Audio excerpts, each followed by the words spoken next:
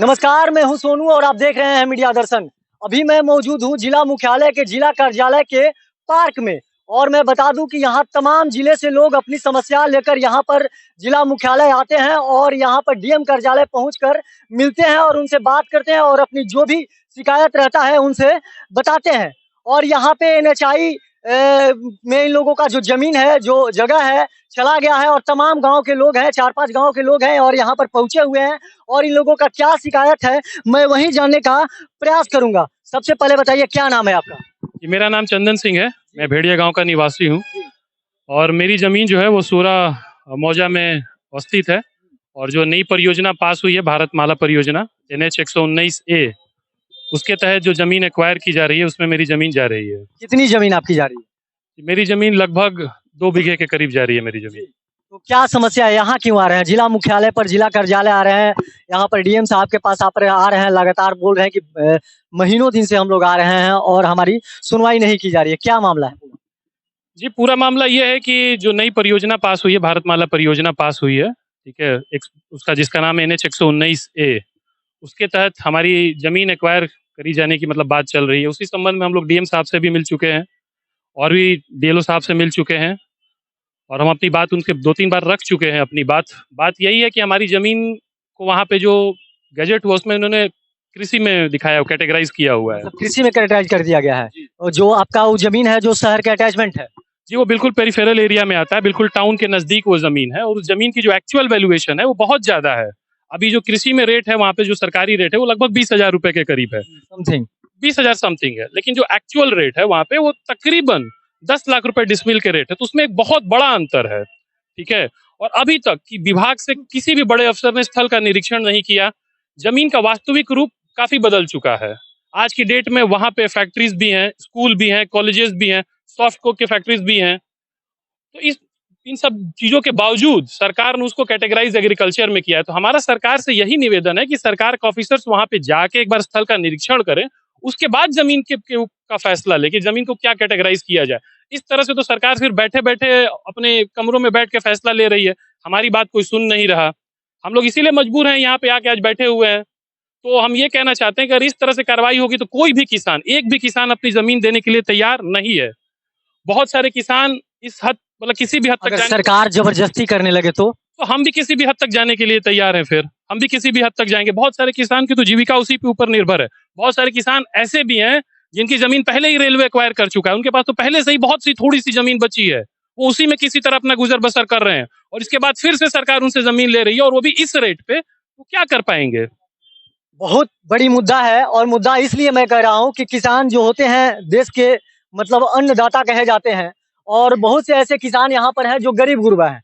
मतलब 10 कट्ठा 15 कट्ठा वहाँ पर जमीन बचा हुआ है और उन लोगों का जमीन भी जो एनएचआई में चला गया है और एनएचआई में जाने से लोग आक्रोश में है और सीधा सीधी लोगों का कहना है कि जो रेट है पर डिसमिल जो समथिंग रेट है, सरकारी रेट है 20,000 या 25,000 जो रेट होगा वही इन लोगों को दिया जा रहा है। जो इन लोगों का जगह है, जो इन लोगों का जमीन है, मतलब शहर से मतलब अटैचमेंट है, इन लोगों को जो रकम मिलना चाहिए वो नहीं मिल पा रहा है। इसीलिए ये लोग यहाँ पे प्रदर्शन कर रहे हैं और इसीलिए ये लोग यहाँ पर अपनी मांगों के लिए आए हैं। यही बात है ना चाचा? क्या मामला है पूरा बताइए। मामला है कि भारत सरकार का महत्वाकांक्षी परियोजना है, भारतमाला परियोजना है, NH 119A। हम लोग जीटी रोड से, रेलवे से, चूरा टाउन एरिया से, पेरिफेरल एरिया से 5 मौजा जो है, सुअरा है, सखरा है, चकिया है, गरोड बिघा है, मनौरा है, 5-7 गांव के लोग हैं। 5-7 गांव के लोग एकदम म्युनिसिपल एरिया से बॉर्डर एरिया है, जिसका 10 लाख रुपए डिसमिल आज भी जमीन बेचने पर कोई बेच नहीं रहा है। बेचने के लिए, खरीदने के लिए पार्टी तैयार है और उसका कृषि पर 3C में प्रकाशन हुआ है। हम लोगों का कहना है कि 3C प्रकाशन के बाद GMS सर्वे हो रहा था, ज्वाइंट मेजरमेंट सर्वे, उसका हम लोग विरोध किए कि चूंकि 3C में कृषि का प्रकाशन हुआ है, हम लोग इसको नहीं मानते हैं। हम लोग कलेक्टर साहब से मिले थे, कलेक्टर साहब कहे कि हम कमिटी 6 मैन गठित कर दिए हैं। आज तक 6 मैन कमिटी का हमारे गांव में और विभिन्न गांव में दौरा नहीं हुआ और आज हम लोगों को फोन करके भूअर्जन कार्यालय में बुलाया गया। यहाँ आने के बाद पिछले 28/2/2023 का डेट में हमको नोटिस दिया जा रहा है, आप कहा जा रहा है कि आप ये लोग तामील कर लीजिए। हम लोग सारे मौजा के किसान नोटिस लेने से हम लोग मना कर दिए और किसी भी कीमत पर नहीं लेंगे, क्योंकि प्रशासन मोटिवेट है कि हम जो प्रकाशन हुआ है उसी के अनुसार भुगतान करेंगे।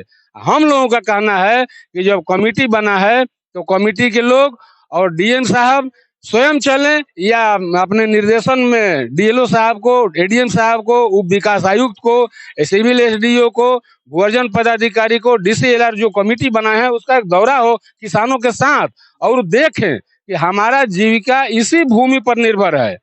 जो गलत बताया जा रहा है कि यह कृषि योग्य भूमि है। इन लोगों के द्वारा कहा जा रहा है कि अब उसी पर मान जाइए। हाँ, इन लोगों का कहा जा रहा है कि आप दाव पेच से कि आप जवाब दे दीजिए, हम उसको खारिज कर देंगे।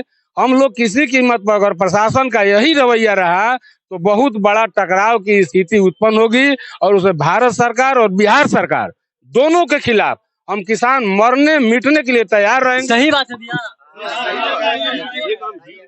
हम किसी कीमत पर जब काम नहीं लगने देंगे, सरकार लिबरल व्यू अपनावे और हम लोगों का बात सुन करके निर्णय ले।